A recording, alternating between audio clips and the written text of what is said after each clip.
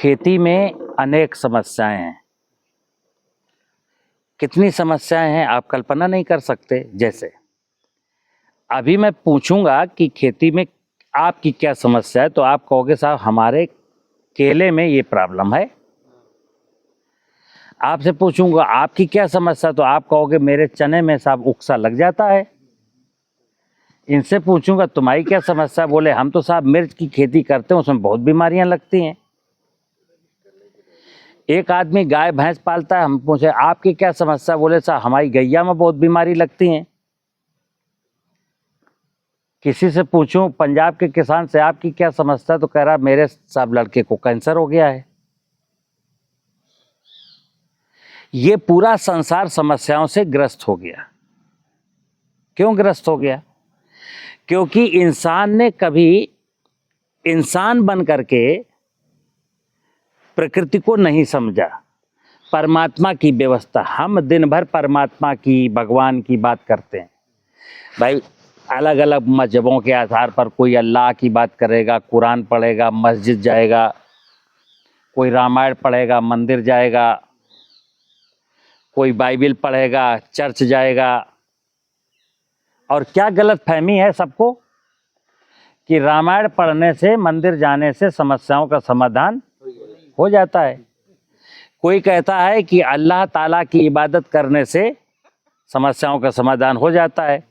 अब सुनना, परमात्मा क्या है? परमात्मा के बारे में स्पष्ट कहा गया, ईश्वर कहें, परमात्मा कहें, अल्लाह कहें, वो जन्म एवं मृत्यु के बंधनों से, यानी आज तक उसको किसी ने देखा नहीं है। और उसके बारे में कहा गया कि जन्म एवं मृत्यु के बंधनों से मुक्त है, राग और द्वेष के बंधनों से मुक्त है, भाषाओं के बंधनों से मुक्त है, जाति और मजहब के बंधनों से मुक्त है। हम उसकी संतान हैं। तो समझना बात को, जब हम उसकी संतान हैं तो हम जाति और मजहब और भाषा के बंधनों में क्यों लिप्त हैं? जब मेरा रचयिता इन बंधनों में नहीं है तो तुम बंधनों में क्यों लिप्त हो? नंबर एक तो मैं कहता हूं जिसको मनुष्य बनना है तो मनुष्य बनने के लिए पहली परिभाषा है कि तुम अब ब्राह्मण नहीं हो। जातिगत व्यवस्था के आधार पर जो मान रहा हो कि मैं ब्राह्मण हूं, तो जब तक तुम ब्राह्मण हो इंसान नहीं बन सकते, जब तक तुम ठाकुर हो इंसान नहीं बन सकते, जब तक तुम शूद्र हो इंसान नहीं बन सकते, जब तक तुम पिछड़ी जाति को इंसान नहीं बन सकते।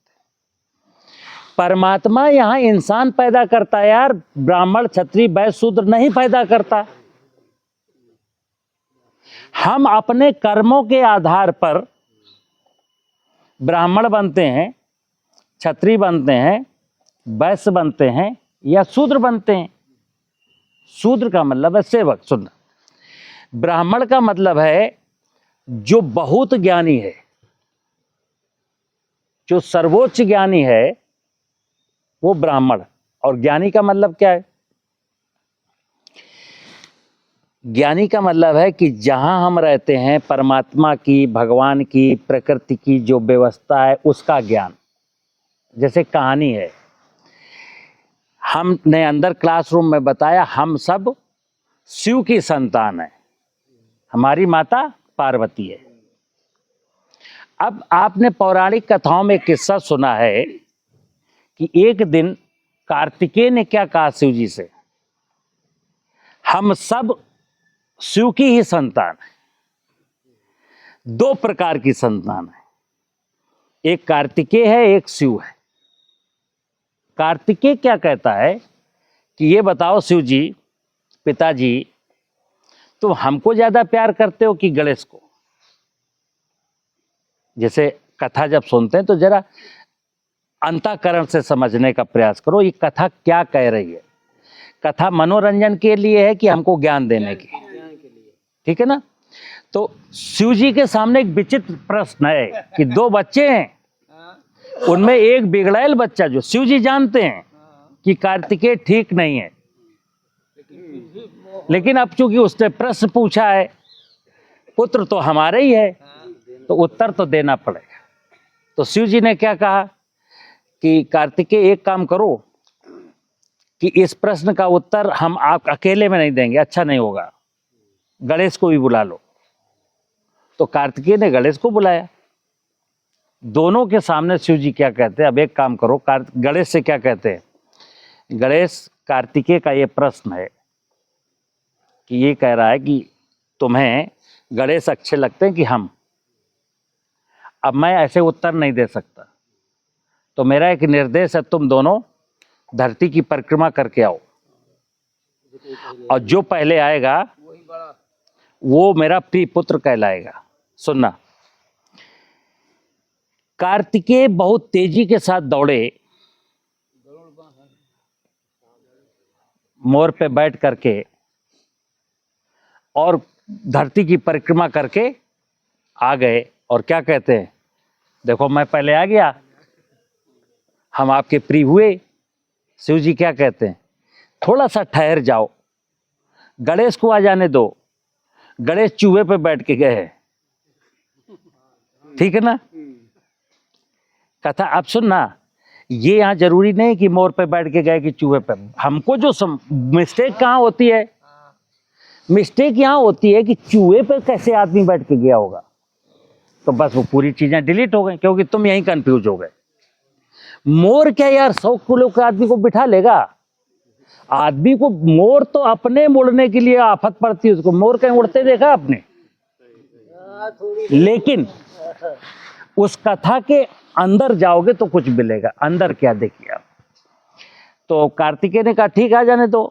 गणेश आ गए, टाइम लगा उनको। अब गणेश के सामने शिव जी कार्तिकेय से एक प्रश्न करते हैं कि कार्तिकेय, धरती की परिधि कितनी है? बोले नहीं पता। धरती में पानी कितना है? बोले नहीं पता। धरती में धातुएं कितनी? बोले नहीं पता। धरती में वनस्पतियां कितनी है? बोले पागल हो क्या, नहीं पता। तुमने कहा था परिक्रमा करके आओ, पता कर मैं घूम के आ गया। बोले कोई बात नहीं। गणेश तुम बताओ धरती की परिधि कितनी? बोले इतनी। पानी कितना? बोले इतना। धातुएं कितनी? बोले इतनी। मिनरल्स कितने? इतने। वनस्पतियां कितनी? इतनी। जीव कितने? इतने। तो वहां शिव जी ने कार्तिकों को समझाया है कि परिक्रमा का मतलब होता है कि जिसकी परिक्रमा कर रहे हो उसके बारे में संपूर्ण जानकारी प्राप्त करना।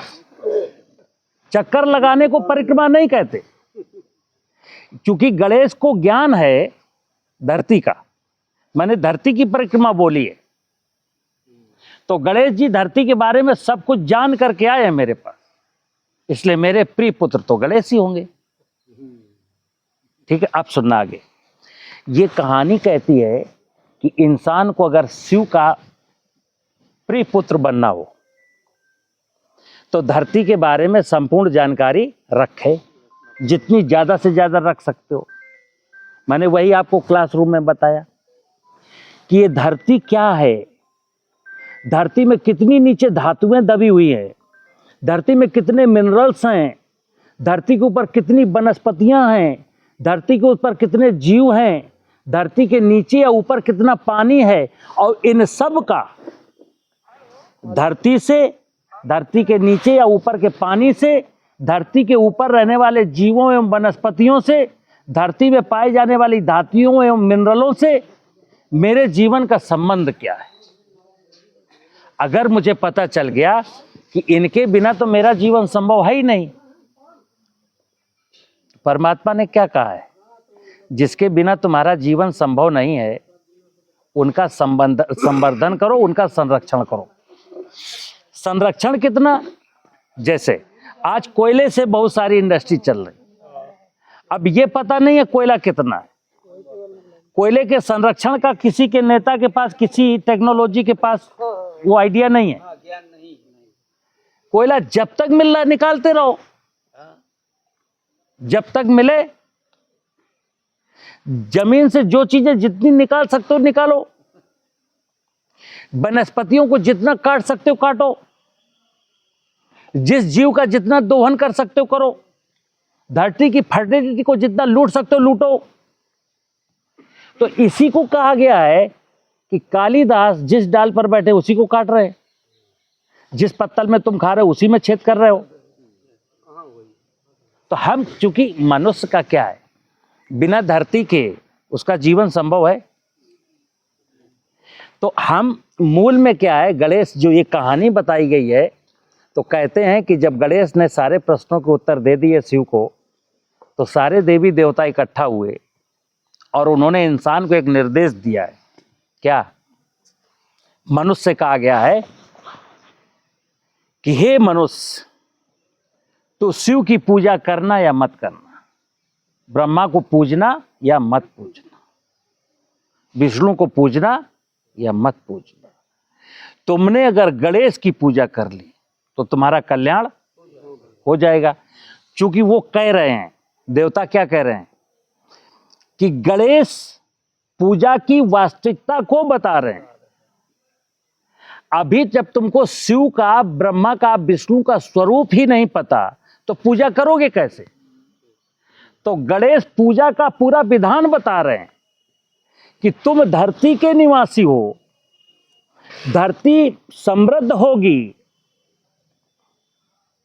तो तुम्हारा जीवन खुशहाल होगा, क्योंकि तुमको श्वास लेने के लिए ऑक्सीजन पेड़ों से मिलनी है, बारिश को पेड़ ही लाएंगे।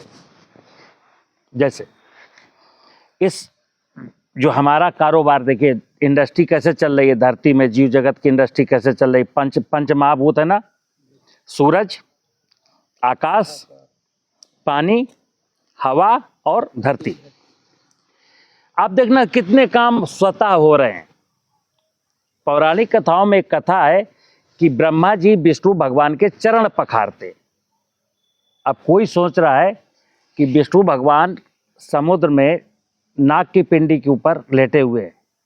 फिर ब्रह्मा जी, जो आपके मानस पटल पर छप गया है कि ब्रह्मा जी जिनके 3 शीर्ष हैं, 4 भुजाएं हैं, एक हाथ में कमंडल, एक हाथ में कमल का फूल है, वहाँ समुद्र में जाते हैं और विष्णु भगवान को लोटा लेके जल, ऐसा आप सोच रहे, ऐसा कुछ नहीं है। ये समुद्र विष्णु है और चरण पखार रहे हैं ब्रह्मा जी, किसके? विष्णु के। और वो पानी कहाँ भर रहे हैं? अपने कमंडल में,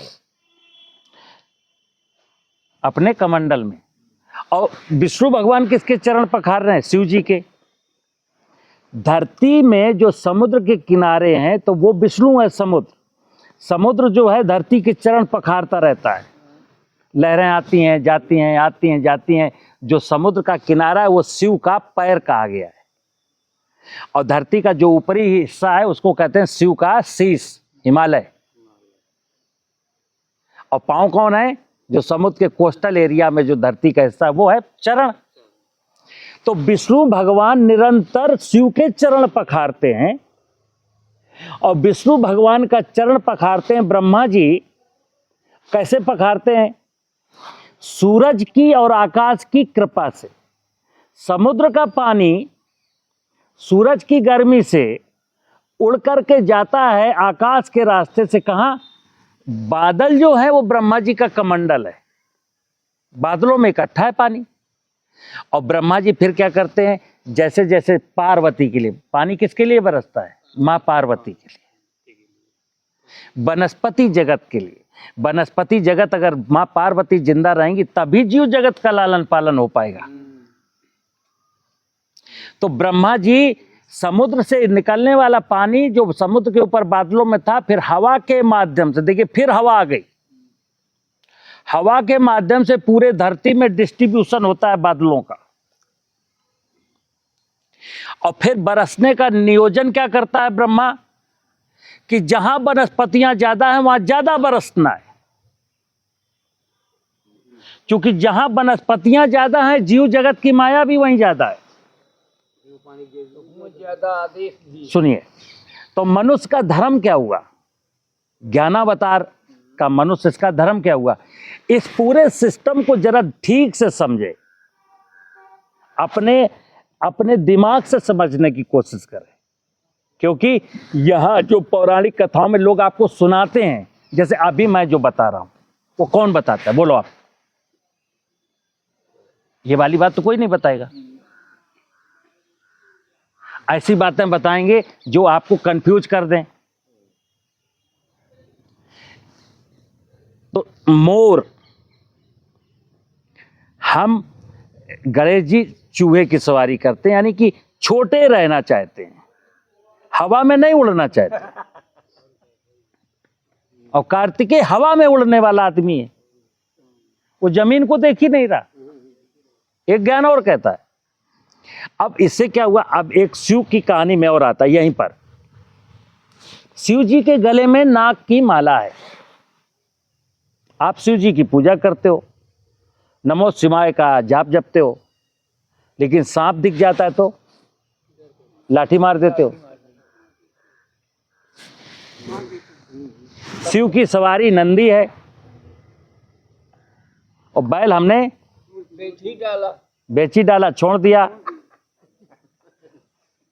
गणेश की सवारी चूहा है, चूहा मार अभियान आप कितना चला चुके, ठीक है ना। पार्वती की सवारी शेर है, शेर भी खत्म हो गए। अब शेर क्यों खत्म हो गए, क्योंकि तुम जंगल के हिरन, तुम जो शेर को खाना तो तुम खा गए। फिर जंगल से शेर बाहर आया तो फिर आधुनिक लोग हल्ला मचा रहे हैं क्या, अरे गुजरात के एक गांव में शेर आया, वन विभाग की टीम को सोचना यहां से शुरू करो, शेर को कौन सा शौक था कि जंगल छोड़ के बस्ती में आए। तो क्यों आया वो, जब तुमने जंगल में शेर का मटेरियल तुम खा गए तो क्या करें। जैसे आज की तारीख में अभी हर गांव में देश में बाबूजी अन्ना है, गाय खेती नहीं होने देती, रात भर जगना पड़ता है, क्योंकि हम कार्तिकेय हैं। अगर हम गणेश होते ना तो सुनना, एक गांव में 50, 60, 70 गायें, उस गांव में 150 किसान जो इस गेहूं मटर चने के सीजन में रात भर टार्च लेके, बल्लम लेके, लठिया लेकर के अपने खेतों की रखवाली करते। अब पता चला 10 गायों का झुंड इनके खेत में आया तो इन्होंने लाठी लेके, बल्लम लेके दौड़ाया। अब अभी आप थे नहीं खेत में, तो ये तुम्हारे खेत में घुसा है, और जब इनके खेत में घुस गई तो ये घर आ गए। 2 घंटा बाद गए, तुमने कहा बाप रे, तुमने बल्लम लेके दौड़ाया, तो उनके खेत में घुस गई। तो गाय जो छुट्टा थी वो तो खा रही है ना, वो भूखे तो नहीं रहेंगी, कितना भी हाँक लो। लेकिन इस व्यवस्था में जितना वो खाएंगी उससे 10 गुना ज्यादा बर्बाद करेंगे। अब गणेश अगर होते तो गांव की मीटिंग होती, 70 गायें थीं, गाय बछड़ा बैल, जो बहुत छोटे छोटे लोग थे उनको बोले यार इनको छोड़ दो, हम 70 लोग क्या करेंगे, चलो घेर करके एक एक गाय को, एक एक बछड़े को, एक एक को पकड़ लेते और उनको बांध लेते हैं। तो सब ने बांध लिया। आपके घर में भूसा है ही है, तो पूरे रबी के सीजन में उनको अपना भूसा और पानी पिलाते रहते, तो रात भर किसी को जगना नहीं पड़ता, ना कोई नुकसान होता। अब हम क्या कर रहे हैं, नेताजी से क्या अपेक्षा कर रहे हैं, कमिश्नर साहब से क्या अपेक्षा कर रहे हैं, उनको क्या ज्ञापन दे रहे हैं, बाबूजी वो हमारे इलाके में जो है अन्ना गाय है, तो वो क्या करते हैं, आपकी एप्लीकेशन ले तो लेते हैं, लेकिन मन में क्या सोचते हैं, इसका मैं क्या करूं, क्या मैं इनकी गाय रखाऊं। तो आप ही हैं, तो आपकी सांत्वना के लिए ले लेते हैं और कह देते हैं ठीक है मैं देखता हूं। इसको देखेंगे क्या वो, ठीक है ना। जैसे अब पानी की क्राइसिस हो गई, साहब हमारे यहाँ पानी सूख गया, बारिश हो नहीं रही है, सूखा पड़ा हुआ है। आप कहिए जरा किसी मंत्री जी से, किसी बड़े अफसर से, क्या करेगा, पानी बरसा देगा, जमीन में पानी पैदा कर देगा। तो फिर मैं गणेश इस बात को समझते हैं कि क्या काम मेरा है, क्या काम ऊपर वाले का है। जो काम मेरा है वो मैं करूंगा, ऊपर वाले को जो करना है वो करेगा। इसी का नाम प्राकृतिक खेती है, ठीक है ना। तो हमको हर व्यक्ति को अपने कॉमन सेंस से, वहां गणेश ने सोचा कि जब शिव ने कहा परिक्रमा करके आओ, तो इसका मतलब क्या है, घूमना तो नहीं हो सकता। इसका मतलब है ये हमसे ये चाहते हैं कि तुम धरती के बारे में जानकारी करके आओ। तो देखना, अभी हम लोग किसकी पूजा करते हैं, हर मंदिर के बाहर गणेश की पूजा है।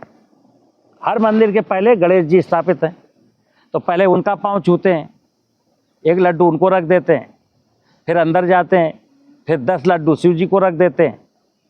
हमने गणेश की पूजा का मतलब क्या समझा कि गणेश को एक लड्डू देने का मतलब, तो बने तो हम हैं कार्तिकेय, हम जीवन में कार्तिकेय बन के जीना चाहते हैं, पूजा करते हैं गणेश की। तो कार्तिकेय बन के जीना है तो गणेश की पूजा क्यों करते हो? वो तो बेफालतूपन की पूजा है। तो हमें जो इतने भी हमको धर्म के पौराणिक कथाओं में जितनी भी बातें बताई जाती हैं, उनको इनके पीछे का मकसद है इंसान इन कहानियों को समझ करके कुछ सीखने का प्रयास करे। लेकिन एक चीज बीच में मिस है कि जो सिखाना चाहते हैं वो ये नहीं चाहते कि तुम सीखो, और हम बस इतनी बात नहीं समझ पाए। यही खेती में जो आपको कहते हैं तुम्हारी आमदनी बढ़ाएंगे, तो तुम क्या सोचते हो कि इन्होंने कहा है अब आमदनी बढ़ाने की योजना आई है, अब उसकी पनियामन आएगी, अभी वहां तक पहुंच गई है, अभी मेरे गांव में आएगी, फिर मेरी भी आमदनी 2 गुनी हो जाएगी। ऐसा नहीं। आमदनी बढ़ाने के पीछे की जो कहानी है, जितनी भी बातें आप सुनते हो, उनके पीछे आपको ये सोचना है दिमाग से कि यार आमदनी कैसे बढ़ेगी। तो मैं कहता हूं कि मित्र, इस प्रकृति की व्यवस्था की आमदनी जब तक आप नहीं बढ़ाएंगे, सुनना, तब तक आपकी आमदनी चवन्नी भी नहीं बढ़ेगी। जैसे ही धरती माता में जीवांश कार्बन बढ़ेगा, जैसे ही धरती माता में भूगर्भ जल स्तर ऊपर आएगा, जैसे ही धरती के ऊपर वन वनस्पतियों का स्वरूप सुंदर होगा, जैसे ही आपके खेत में तितली मधुमक्खी आएगी, जैसे आपके खेत में केंचुआ फिर से लौट आएगा, जैसे चिड़ियां नभ में नभचर चहकने लगेंगे, आपकी आमदनी 100% बढ़ जाएगी। तुम सोचो कि चिड़िया ना रहे, मधुमक्खी ना रहे, तितली ना रहे, केंचुआ ना रहे, मेंढक ना रहे, जमीन बंजर रहे, जमीन के नीचे का पानी लूट लूं और आमदनी बढ़ जाए, तो आप भी भ्रम में हो, वो व्यक्ति भी भ्रम में है जो आपकी आमदनी बढ़ाने का आश्वासन दे रहा है। क्यों? तो कहते हैं बिना अपने मरे स्वर्ग, हमें श्रम करना पड़ेगा और दिमाग लगा करके श्रम करना पड़ेगा। खेती में आलस नहीं चाहिए। खेती में हम खेत न जाएं, और एक कहावत है किसी की, धनी ना होवे पास तो खेती धन का नाश। और एक कहावत है किसी की कि खेती पाती बीनती, खेती पाती बीनती और घोड़े का तंग, अपने आप संभालिए लाख लोग होए। आपकी जो 4 बीघा जमीन है, वहां खेती करें चाहे पाती करें। खेती पाती का मतलब क्या है? खेती का मतलब था फसल बोना, पाती का मतलब था मैनेजमेंट, जो वीड्स, पाती जो अननेसेसरी चीजें उनको उखाड़ना, उखाड़ के पशु हैं तो उनको खिलाना, गोबर वापस करना, और नहीं तो वहीं डाल देना ताकि कार्बनिक पदार्थ की मात्रा बढ़ सके। बताओ क्या दिक्कत है?